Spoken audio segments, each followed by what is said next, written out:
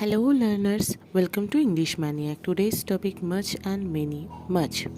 Much refers to great in quantity, amount, extent or degree. কোনো জিনিস বা কোনো বস্তুকে অনেক পরিমাণে বোঝাতে মাছ কথাটা ইউজ করা হয়। এক্সাম্পল দেখে নাও, there is much truth in what you say. সেখানে যথেষ্ট সত্যতা আছে তুমি যেটা বলছো। হি ওয়াজ মাচ হ্যাপিয়ার, সে অনেকটা খুশি। রমেশ ওয়াজ মাচ গ্র্যাটিফাইড, রমেশ অনেকটাই সন্তুষ্ট। তো এই ক্ষেত্রে great in quantity, amount or extent or ডিগ্রির ক্ষেত্রে বোঝানোর জন্য আমরা মাচ অ্যাডজেক্টিভটা ইউজ করি।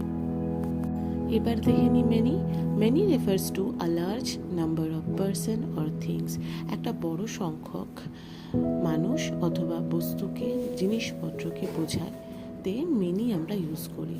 এক্সাম্পল দেখে নাও, I have heard him say that many times. আমি তাকে অনেকবার ওটা বলতে শুনেছি।